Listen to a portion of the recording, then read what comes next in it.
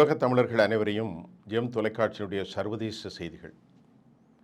இந்த சர்வதேச செய்திகளில் நாம் இன்னைக்கு உங்களுக்கு சொல்ல போகிறது, மத்திய கிழக்கை தாண்டி உலகம் முழுவதும் ஒரு கொதிநிலை. போர் நடக்கிறதா, நடக்குமா? இது யதார்த்தமாக வரப்போகிற நிலை என்னன்னா, உலக பொருளாதாரத்தில் சங்கநாதமாகவும் அடிநாதமாகவும் மத்திய கிழக்கில் ஹெர்முஸ் மாறி இருக்கிறது. அது மட்டுமல்ல, அமெரிக்காவினுடைய டாலர் மதிப்புகளை நிலைப்படுத்தக்கூடிய அரபு நாட்டினுடைய மிகப்பெரிய ஒபேக் சந்தைகளாக இருந்தாலும், வேறு எந்த ஆயில் ஃபீல்டாக இருந்தாலும் அமெரிக்க டாலரில் தான் அவர்களுடைய டிரான்சாக்ஷன் அனைத்தும் இருக்கும். அப்படி என்றால் அமெரிக்க டாலருக்கு எதிரான வீழ்ச்சி தொடரும். அமெரிக்க டாலருடைய தேவைகள் குறைகின்ற போது அது உலக சந்தையில் மதிப்பிழக்கும் ஆபத்தும் இருப்பதை அமெரிக்கா உணர்ந்து கொண்டுதான் செயல்படுகிறதா என்ற கேள்வி எழுகின்றது. பாரிய அழுத்தத்தின் உட்பட்ட அமெரிக்காவுடைய கூட்டாளிகளான சவுதி அரேபியா, யுனைடெட் அரபு எமிரேட்ஸ், ஜோர்டான், துருக்கி, கத்தர், எகிப்து, குவைத், பஹ்ரைன், இவ்வளவு நாடுகள், இதற்கு மேலான சின்ன ஓமன் போன்ற நாடுகள் எல்லாமே பெரிய அளவில் பாதிக்கப்படும். நான் ஏற்கனவே சொல்லியிருக்கேன். இப்போ நேற்று வந்த தகவலில் நெருப்போடு விளையாடாதீர்கள் என்று மிக கடுமையான ஒரு கண்டனத்தை அமெரிக்காவுக்கு அல்லது ஒரு எச்சரிக்கையை, ஒரு பாடத்தை நடத்தியிருக்கிறது ரஷ்யா. நீங்கள் நினைக்கிற மாதிரி ஒரு சாதாரண தேசம் அல்ல அது வெடிகுண்டுகளை தயார் செய்து பிரசவிக்கக்கூடிய ஒரு நேரத்தில் இருக்கிறார்கள். நிறைமாத கர்ப்பிணியாக இருக்கும் ஒரு பெண், இனி அவளுக்கு திருமணமாகி குழந்தை பெற வேண்டிய தேவையில்லை.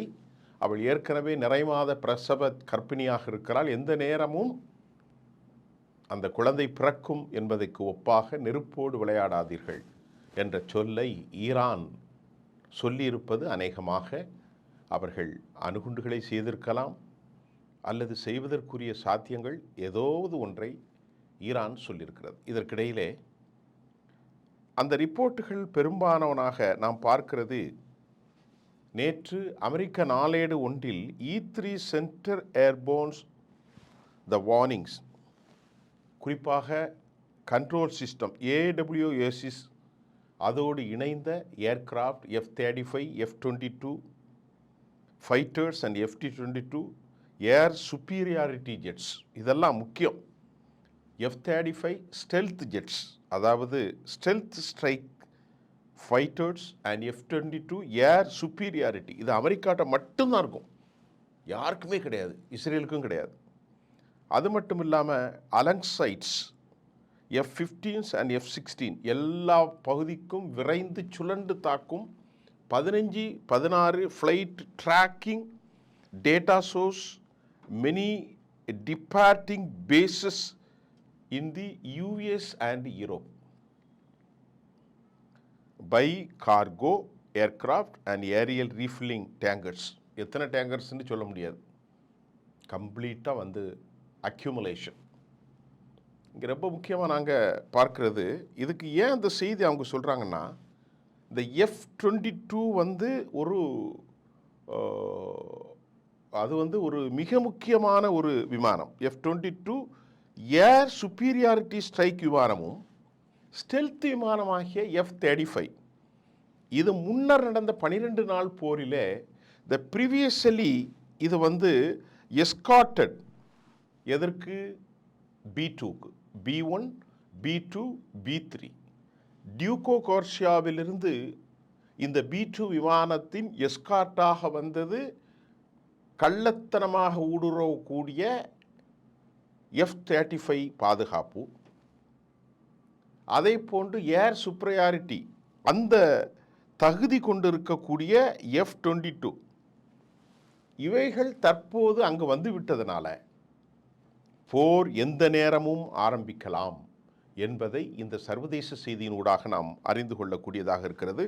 இதற்கிடையே அமெரிக்காவினுடைய வால் ஸ்ட்ரீட் ஜேர்னல் தனது செய்தியில், நேற்று வெளியிட்டிருக்கக்கூடிய செய்தியிலே, ஈரான் என்ன நிலையில் இருக்கிறதுங்கிறத ஒரு செய்தி அமெரிக்காவுக்கு சொல்லுது. ஈரான் வந்து ஒரு டிஃபென்ஸ் பிளேயராக இல்லை, தற்காத்து கொள்வதற்கு, மட்டையாட்டத்தில் ஓட்டாட்டத்தில் விக்கெட்டை காப்பாற்றி கொள்ளும் நிலையில் இல்லை. அது ஒரு அக்ரெசிவ் துடுப்பாட்டக்காரனாக இருக்கிறார்கள். ஈரான் திருப்பி அடிப்பதற்கான வழிவகைகளை செய்து கொண்டிருப்பதாகவும் வால் ஸ்ட்ரீட் ஜேர்னல் தன் செய்தியிலே சொல்லியிருக்கிறது. இது மட்டும் இல்லாமல் C-17 global master, C-17 global master இந்த விமானங்கள் 112 என்ற எண்ணிக்கையில் இங்கே வந்திருக்கிறது. இவற்றினுடைய ஒற்ற மதிப்பீட்டின்படி 8000 டன் மருந்து, தளவாடங்கள், ஆயுதங்கள் வந்து இறங்கியிருக்கிறது. 250 ஆக ஒட்டு மொத்தம் தாக்குதல் விமானங்கள் C-17 குளோபல் மாஸ்டர் சரக்கு விமானங்கள் எல்லாம் சேர்த்து கிட்டத்தட்ட நியர் அபவுட் 250 ப்ளஸ். இது அல்லாமல் அவர்களுக்கு தளம் இருக்கிறது. பிரதான தளம் இஸ்ரேல், அல் உதீத் சவுதி அரேபியா, அதே போன்று ஜோர்டான், அதே போன்று யுனைடெட் அரப் எமிரேட்ஸ், அதே போன்று பஹ்ரைன், மிகப்பெரிய தளம் குவைத், சிரியா வரைக்கும் இருக்கு. இப்போ இவ்வளவு வந்து 11 கப்பல்கள், USS Abraham Lincoln, USS Gerald R Ford, WIS Bush, இன்னும் பல வந்து கொண்டே இருக்கிறது. ஹரி ட்ரூமன் உள்பட துணை இணை கப்பல்களில் பலாயிரக்கணக்கானவர்கள் இருக்கக்கூடிய இந்த கப்பல்களை எல்லாம் கொண்டு நிறுத்தியிருக்கிறான். 11 கப்பல்களில் பலாயிரக்கணக்கானவர்கள் பணி செய்கிறார்கள். 250க்கு மேற்பட்ட கார்கோ முதல் ஏர் ஸ்ட்ரைக் விமானங்கள், நல்லா புரிஞ்சுக்கிடுங்க. ஸ்டெல்த் விமானங்களும் இருக்கும், ஏர் சுப்பீரியாரிட்டி விமானங்களும் இருக்கும். Air defence system, patriot and thought, இது அல்லாமல் அயன்டோம், டேவிட் சில்லிங், ஏரோ 3 +5. நல்லா கவனிங்க. இவ்வளவு வந்து 700க்கு மேற்பட்ட பேட்ரியாட்டுகளை சவுதியிலே நிறுத்தியிருக்கிறார்கள். 2000த்திற்கு மேற்பட்ட வந்து ஏவுகணைகள் கொண்டு வரப்பட்டிருக்கிறது. டெமஹாக் மற்றும் ஜெரிகோ. அது என்ன டெமஹாக்? உலகின் மிகப்பெரிய ஏவுகணை அமெரிக்காவின் டெமஹாக். ஜெரிகோ 1967 ஆரம்பித்த இஸ்ரேலுடைய வலிமையான ஒன்று. ஜெரிகோவையும் அவர்கள் வைத்திருக்கிறார்கள். இப்போ நான் பேசுகிறதுக்கு முன்னாடி சில செய்திகளை சொன்னால் உங்களுக்கு நல்லா புரியும்.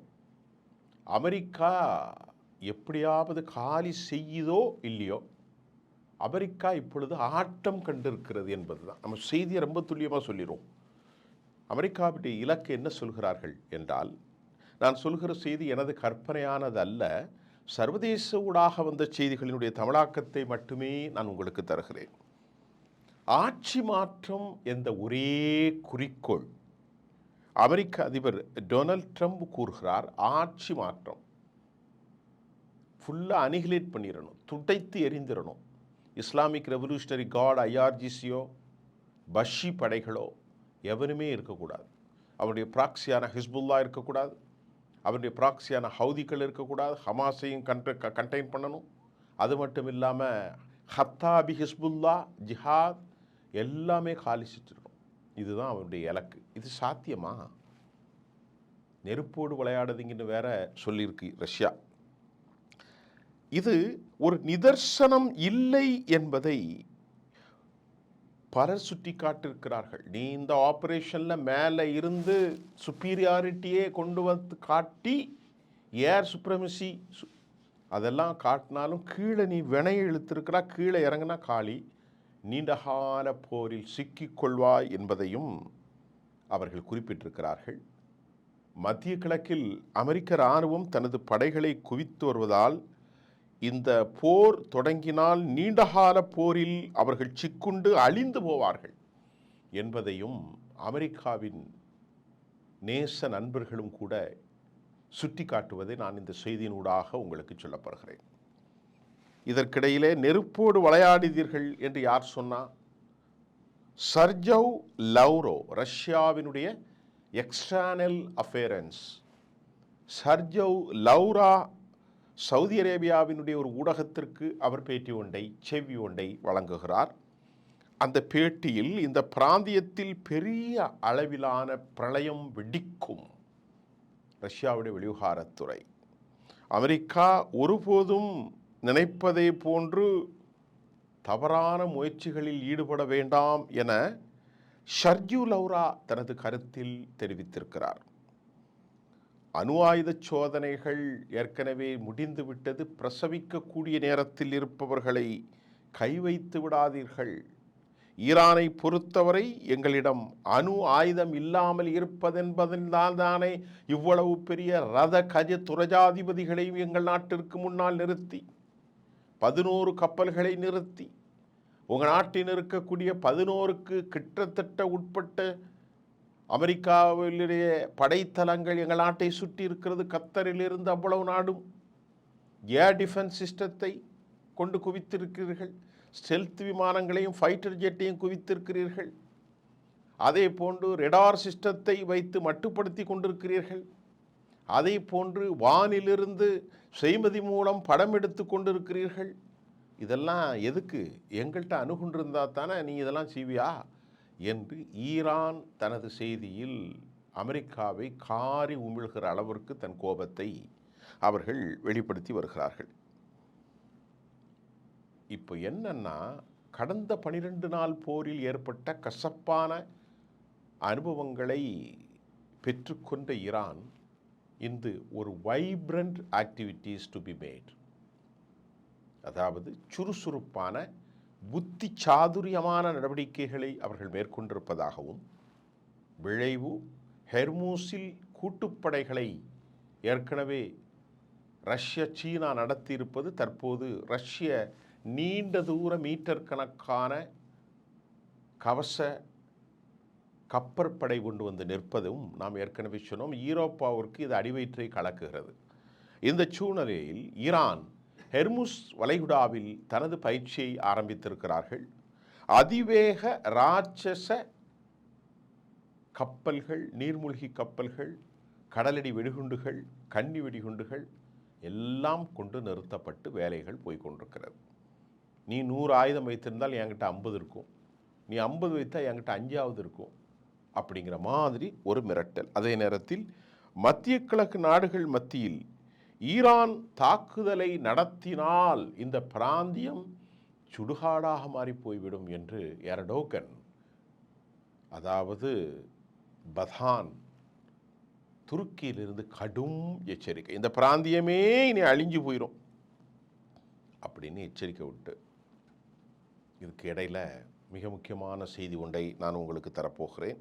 ரஷ்ய எச்சரிக்கை தொடர்ந்து துருக்கி மத்திய கிழக்கு நாடு சுடுகாடாக மாறும் என்பதிலால் அமெரிக்க அதிபர் கொஞ்சம் தடமாறுகிறார்.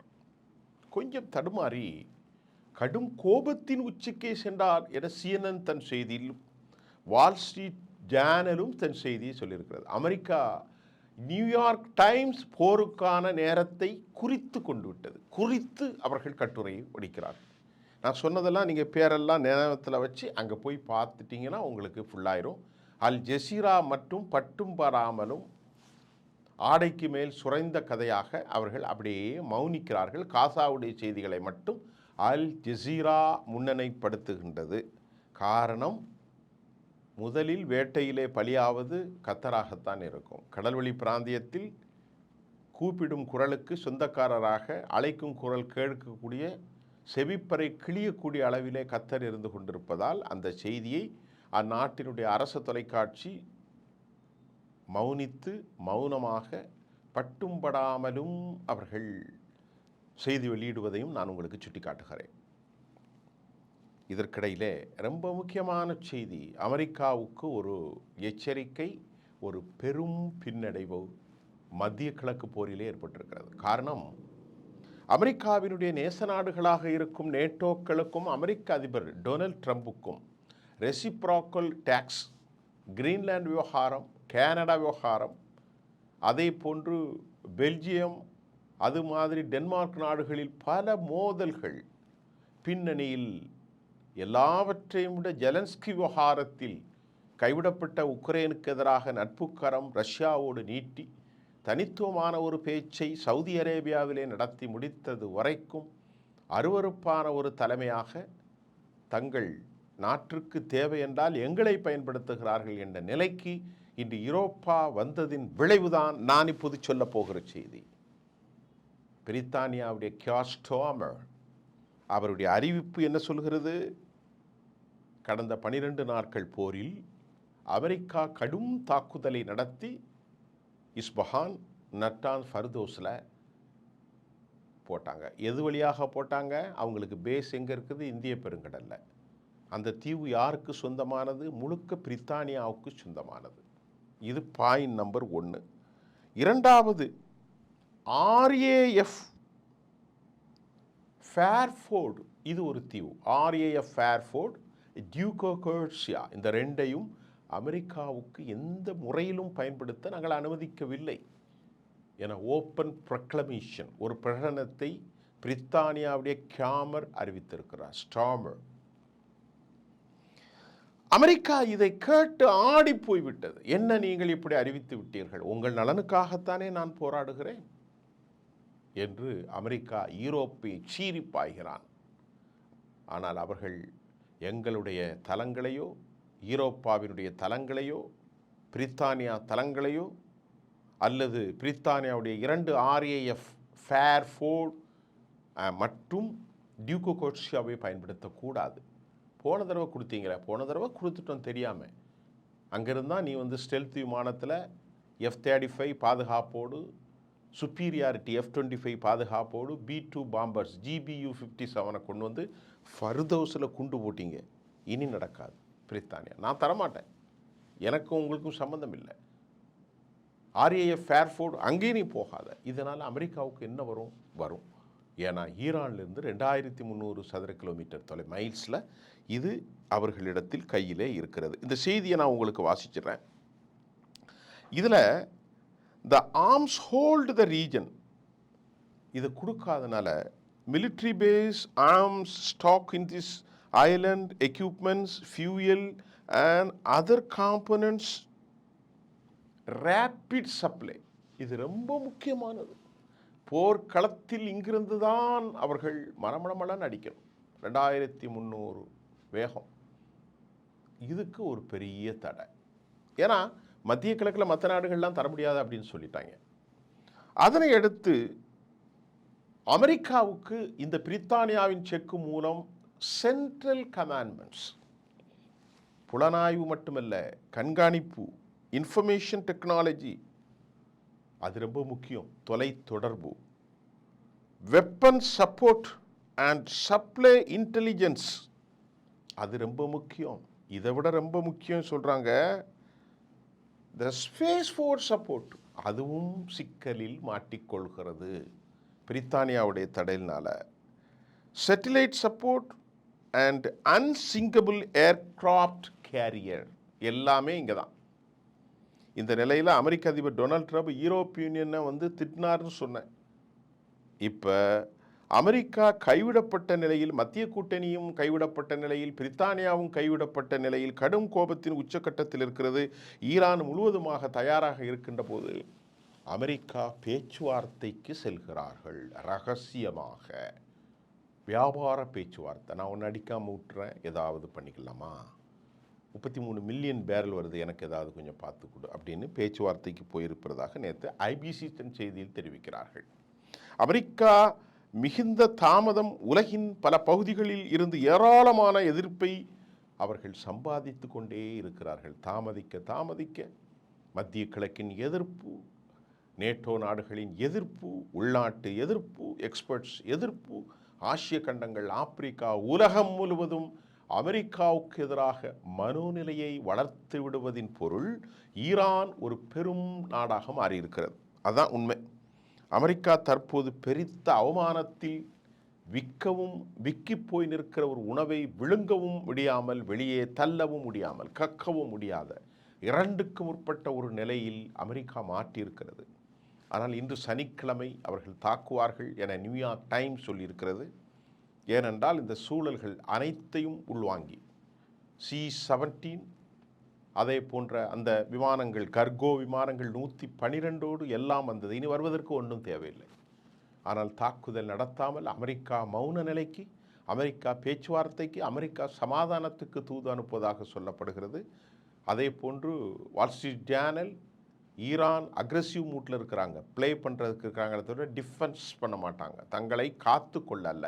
ஒரு செய்தியை சொல்ல மறந்துவிட்டேன், இப்பொழுது காலை கிடைத்த தகவல். இது ஒரு அலறல் நிறைத்த தகவல். என்னவென்றால், இப்பொழுது ஏன் பெஞ்சமின் மௌனமாக இருக்கிறார் என்ற கேள்வியை நேற்று நான் உங்களுக்கு சொல்லியிருந்தேன். அந்த மௌனத்திற்கு காரணம் வேறு ஒன்றும் இல்லையாம். அந்த காரணம் 2000 பாலிஸ்டிக் ஏவுகணைகளை ஒரே நேரத்தில் ஏவி ஒட்டுமொத்த இஸ்ரேலே காலி செய்ய போகிறார்களாம். அவர் சொல்கிறார்கள், அணுகுண்டுகளுக்கு சமமானதை விட வல்லமை பயங்கரமானது, ஒரு தேசம் அழிந்து போய்விடும் என்கிறார்கள். 2000க்கும் ஏனால் அப்படி ஒரு நிலையில் ஷியா முஸ்லீம் தலைமை, மத தலைமை, இந்த கன்வர்ஷனல் ஆர்கனைசேஷன், அதாவது இந்த கன்சர்வேட்டிவ் ஃபோர்ஸ், அடிப்படைத்துவமான இந்த கன்சர்வேட்டிவ், அவர்கள் 2000க்கும் மேற்பட்ட பாலிஸ்டிக்ஸ் ஹைப்பர்சோனிக்கை ஏவி அதில் வார்ஹெட்ஸ் ஒவ்வொன்றிலும் எவ்வளவு மருந்து இருக்கும் என்று நாம் பார்த்தோம். 2200 கிலோகிராம் ஒரு பாலிஸ்டிக்ஸ். அதில் கர்ரம்ஷோர் இருக்கலாம், ஹைபர் ஷகான் இருக்கலாம், ஃபத்தா 1, ஃபத்தா 2, இமாமத், சிஜீல், கஹர், இன்னும் எக்ஸெட்ரா எக்ஸெட்ரா எக்ஸெட்ரா. இதில் பாலிஸ்டிக்ஸ் மட்டும் 2000 ஏவி அதனுடைய வார்ஹெட்ஸ், டபுள் வார்ஹெட்ஸ், அதில் 2200 கிலோகிராம்ஸ் பயங்கர வெடிமருந்துகளை பாலிஸ்டிக்ஸ் ஹைப்பர்சோனிக்க வச்சா இஸ்ரேல் காலி. இப்போ என்ன செய்ய போகிறாங்க? ஆபத்தான விவகாரம். இனி நானும் இல்லை, என் தேசமும் இல்லை என்றால் நீனும் இல்லை. இதுதான் அவர்கள் நிலைவு. அமெரிக்கா பதுங்கிறதுக்கு உள்ள நடவடிக்கை இருக்குதா? பெஞ்சமினுடைய மௌனத்திற்கான நிலை தெரிந்திருக்கின்றது. சர்ஜியூ லெவேராவுடைய கருத்தையும் நான் உங்களுக்கு சொல்லிவிட்டேன். நெருப்புடன் விளையாடுதீர்கள். துருக்கியினுடைய பதட்டம், சவுதியின் அழுகை, யுஏயினுடைய ஓலம் எல்லாம் ஒரு பக்கம் செல்கிறது. மீண்டும் புதிய செய்திகளோடு நான் உங்களை சந்திக்கின்றேன். நன்றி.